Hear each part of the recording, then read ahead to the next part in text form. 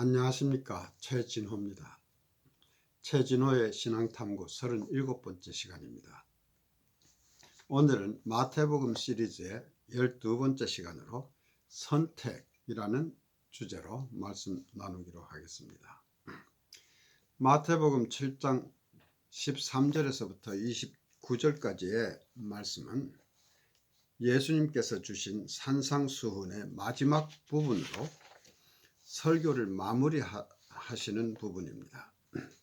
예수님의 가르침은 당시에 사람들이 생각하던 것과는 상당히 다른 것이었으며 종교 지도자들이 가르치는 것과도 거리가 먼 것들이었습니다. 그럼에도 불구하고 그 가르치시는 내용에 진실이 있고 감히 거역치 못할 권위가 느껴졌던 것 같습니다. 그래서 마지막 28절과 29절에서는 예수께서 이 말씀을 마치심에 무리들이 그 가르치심에 놀라니 이는 그 가르치시는 것이 권세 있는 자와 같고 저희 서기관들과 같지 아니함일러라 라고 기록하고 있습니다. 산상수훈의 이 마지막 부분은 다시 세 부분으로 나누어 볼 수 있습니다. 13절과 14절에서는 좁은 문과 넓은 문의 비유로 말씀하셨고, 그리고 15절과 23절, 15절에서부터 23절까지는 거짓 선지자에 대한 경계의 말씀이 있고, 그리고 셋째로 24절에서부터 27절까지에서는 모래 위에 지은 집과 반석 위에 지은 집을 비유로 비교하시면서 하시는 교훈이 있습니다. 예수님의 산상수훈 전체의 기본 메시지는 마태복음 4장 17절에서 회개하라 천국이 가까웠느니라 라는 말씀과 관련됩니다. 이러한 관점에서 너희들의 삶을 다시 생각해보라는 것이었습니다. 결론부터 말하자면 좁은 문으로 들어갈 것인가 넓은 문으로 들어갈 것인가, 그리고 참 선지자를 따를 것인가 거짓 선지자를 따를 것인가, 또 모래 위에 집을 지을 것인가 반석 위에 집을 지을 것인가의 선택은 우리에게 맡겨진 숙제이고, 우리는 하나님의 말씀을 이해하고 분별해서 올바른 선택을 해야 된다는 것을 말씀하시는 것입니다.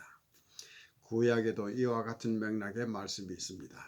신명기 11장 26절에서부터 28절까지의 말씀에서는 하나님은 이스라엘 백성들에게 내가 오늘날 복과 저주를 너희 앞에 두나니 너희가 만일 내가 오늘날 너희에게 명하는 너희 하나님 여호와의 명령을 들으면 복이 될 것이요, 너희가 만일 내가 오늘날 너희에게 명하는 도에서 돌이켜 떠나 너희 하나님 여호와의 명령을 듣지 아니하고 본래 알지 못하던 다른 신들을 쫓으면 저주를 받으리라 라고 경고하셨습니다.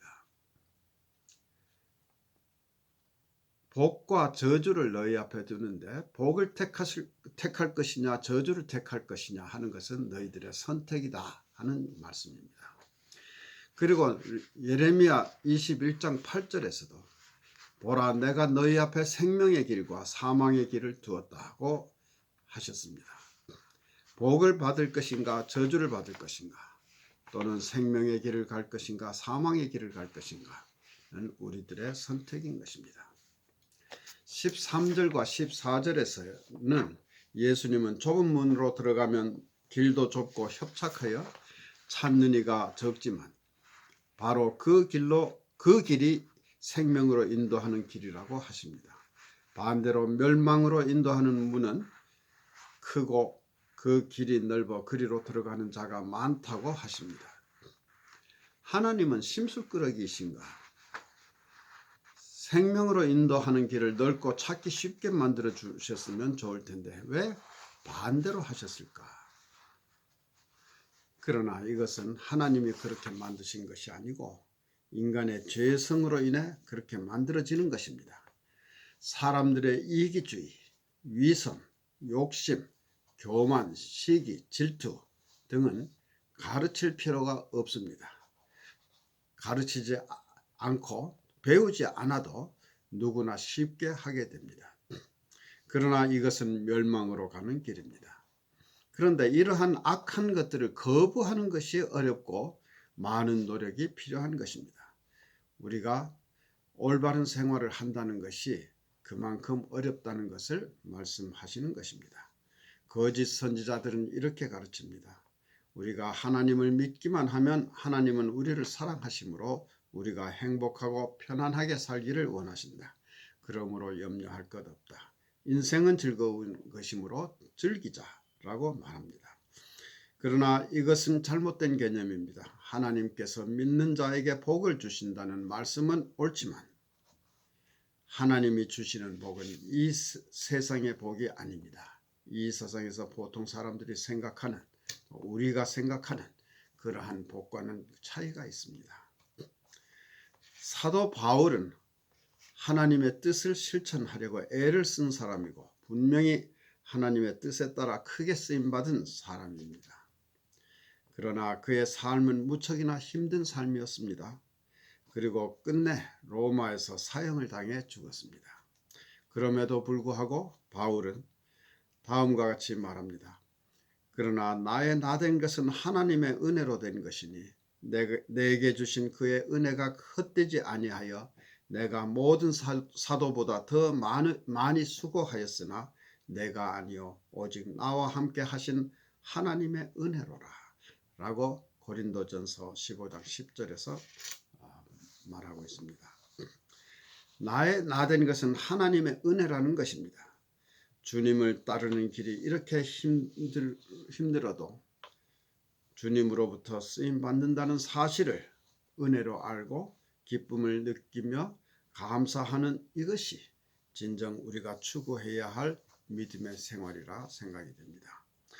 우리 모두의 생활이 그렇다고 해서 바울처럼 그렇게 힘들고 고통스러워야 한다는 뜻은 아니지만 그리스도인의 삶이 항상 안전하고 편한 것은 아니라는 점은 분명합니다.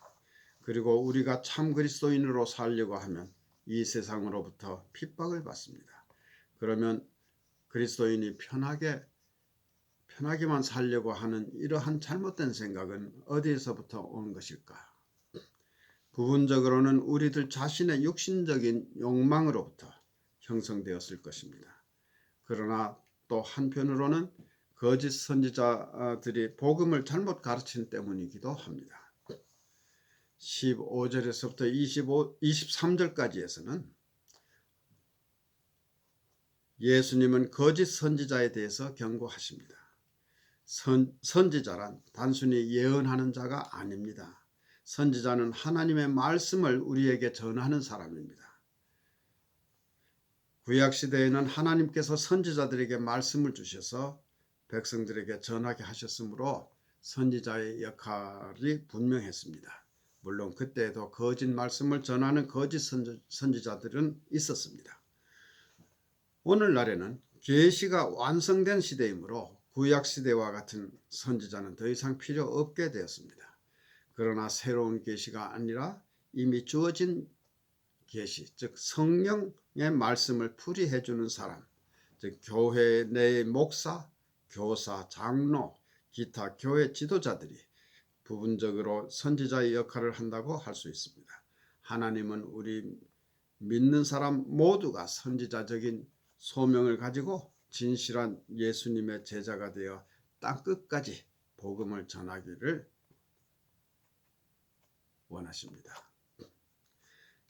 그런데 예수님의 말씀에서 분명한 사실은 거짓 선지자가 존재한다는 것이며 진실이 존재하듯이 거짓됨도 존재한다는 것입니다.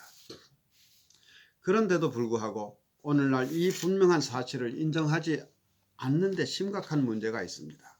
하나님은 분명히 거짓 선지자를 삼가라고 명령하십니다. 거짓 선지자에게 속지 않기 위해서 정신 똑바로 차리라는 말씀입니다. 그리고 그의 열매로 그들을 알리라고 하셨습니다. 그의 성품, 그의 언어와 행위, 그리고 그의 사역의 열매를 보고 판단해야 한다는 것입니다. 예레미야서 23장 16절 17절 그리고 22절에는 거짓 선지자들의 가르침의 특징들이 설명되고 있습니다. 그것을 요약하면 다음과 같습니다. 사람들에게 헛된 것을 가르쳐서 거짓 희망을 가지게 합니다. 하나님의 말씀을 전하지 않고 자기 마음에서 나오는 말을 합니다. 하나님을 멸시하는 자에게 화평을 약속합니다. 자기 마음에 강팍한 대로 행하는 사람에게 재앙이 임하지 않을 것이라고 위로합니다. 사람들을 회개하게 하지 않습니다. 그런데 거짓 선지자들은 하나님의 선한 일꾼인 것처럼 위장을 하고 있으므로 구별하기가 쉽지 않습니다. 본문에서 예수님도 양의 옷을 입고 너희에게 나오나 속에는 노략질하는 이리라고 표현하고 있습니다. 뿐만 아니라 21절과 22절에 의하면 그들은 주여 주여 합니다. 주의 이름으로 선지자 노릇하며 주의 이름으로 귀신을 쫓아내며 주의 이름으로 많은 권능을 행합니다. 이런 일 때문에 많은 사람들이 쉽게 속습니다. 이러한 능력을 행하는 것을 보면 하나님의 위대한 일꾼임에 틀림없다고 생각합니다. 그러나 이러한 것들은 그들이 하나님과 함께하는 자라는 증거가 되지 못합니다. 예수님께서는 마태복음 24장 24절에서도 마지막 때에 거짓 그리스도들과 거짓 선지자들이 일어나 큰 표적과 기사를 보여 할 수만 있으면 택하신 자들도 미혹하게 하리라고 경고하십니다. 우리는 거짓 선지자에 의해서 하나님의 말씀이 왜곡되는 일이 없도록 항상 정신 똑바로 차리고 분별해야 한다는 것을 의미합니다. 만일 목사님이 설교하신 내용을 가지고 그것이 맞는 말씀인가 하고 성경과 대조하고 확인하려 든다면 불경하다고 하겠습니까? 어떠한 위대한 설교자라 하더라도 그도 역시 인간이므로 오류가 있을 수 있습니다. 따라서 성경의 사도행전 17장 11절의 말씀에 의하면 베레아 사람들은 바울의 설교를 듣고 그것이 맞는가 하여 성경과 대조하며 조사했다고 합니다. 그리고 사도행전 기자는 그러한 태도를 고상하다고 했습니다. 옳다고 한 것입니다. 오늘날 우리도 어떠한 사람의 설교에 대해서도 그러한 태도를 가지는 것이 옳다고 보아야 할 것입니다. 만일 우리가 신앙생활에 대한 열심은 있는데 말씀을 분별하는 능력이 없다면 어떻게 되겠습니까? 참 선지자와 거짓 선지자를 구별하지 못해서 열심만을 가지고 누군가를 열심히 쫓아갔는데 거짓 선지자를 쫓아갔다면 과연 구원을 얻을 수 있겠습니까? 심판의 날에 하나님 앞에서 비록 잘 몰라서 잘못된 길을 가기는 했지만 열심을 낸 것을 감안해서 천국에 보내달라고 하겠습니까? 하나님은 결코 우리에게 맹목적인 추종을 요구하시지 않습니다. 하나님은 우리에게 말씀을 잘 분별해서 참 선지자와 거짓 선지자를 구별하라고 분명히 경고하셨기 때문에 우리는 핑계치 못할 것입니다. 마지막으로 예수님은 삶의 기초에 대해서 말씀하십니다. 24절에서부터 27절까지의 말씀에서는 모래 위에 지은 집과 반석 위에 지은 집을 비유로 들어 말씀하십니다. 기초가 튼튼한 집과 그렇지 못한 집의 차이는 비가 오고 바람이 불고 홍수가 나 봐야 알 수 있습니다. 날씨가 좋을 때는 별 차이가 없을 수 있습니다. 그러나 비가 오고 바람이 불고 홍수가 나서 정말로 집이 필요할 때 기초가 튼튼한 집은 우리를 보호해 주지만 그렇지 않은 집은 무너지고 맙니다.